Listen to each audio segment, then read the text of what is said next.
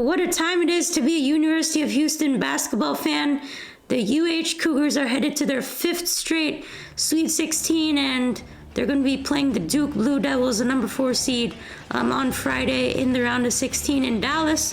5 straight for the Cougs. I think this is one of the best runs that you'll see in college basketball. It's only topped by Gonzaga at this point. Consistency is one of the toughest things to get in March Madness, and to see this team consistently win each year out is quite impressive. You see teams from the Final Four last year not even get too far, and it just shows how impressive this UH team has been.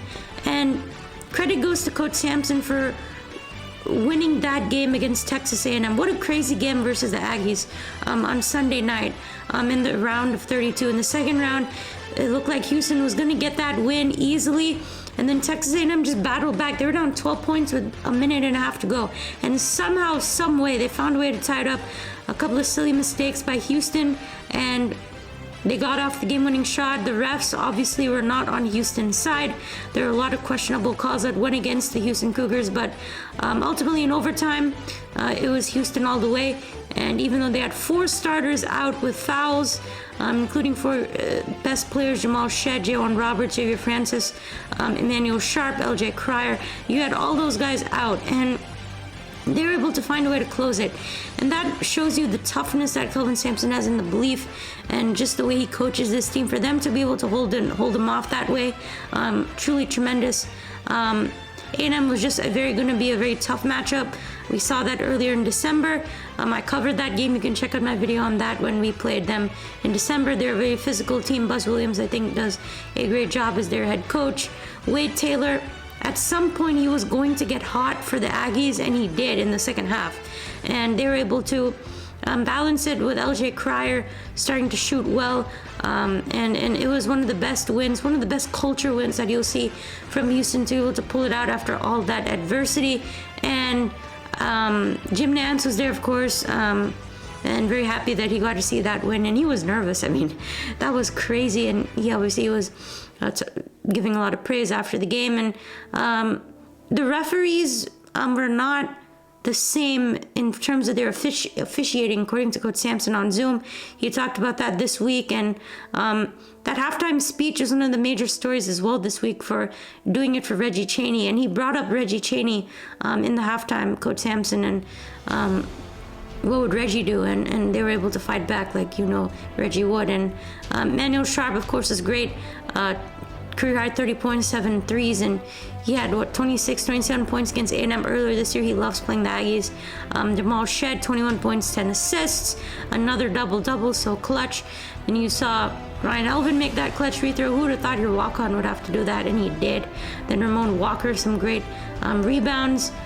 Cryer, 20 points. This was the 3rd straight season where UH won 32-plus games, a first ever in program history. Coach Sampson is the only coach in program history to lead the Cougars to 4 30-plus win seasons during his UH career. And this Cougars team became the 5th team to get 32-plus wins in a season. So overall, it's been an amazing season, and they've got to keep it going against the Duke Blue Devils. And if they do, we'll talk about that. But that was just an insane win. It looked easy. They got to be able to finish games better. That's got to be a priority. But overall, A&M was going to be a tough matchup. They're a 9 seed, but I think they played like a 3 seed. So credit to the Aggies. I do like the way they play. But what a win! So many storylines from that win.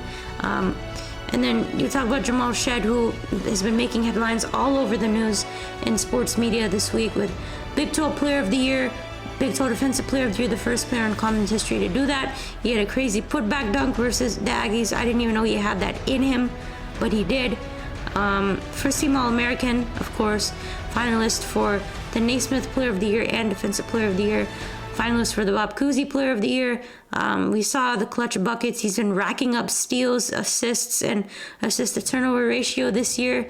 And true leader, man. I mean, that's the kind of guy you want leading this team. And if this team can end up winning it all, you got to retire number 1. That's for sure. One of the greatest players in program history. And also, to shout out to Ryan Elvin. If you have not checked out my interview with him, please do that. Really, really great kid. He's my friend at UH, and so honored to see him and so proud of him that he was able to do that. And then you saw what they did against Longwood. They crushed him. 40 points. That was the biggest margin of victory in the tournament so far. Roberts is still trying to heal up, but he's doing better now. Damian Dunn has stepped up, by the way, when he needed to. He was clutch. 17 points versus Longwood. And then he was able to get some buckets in, versus A&M here and there. Malik Wilson has also been great off the bench.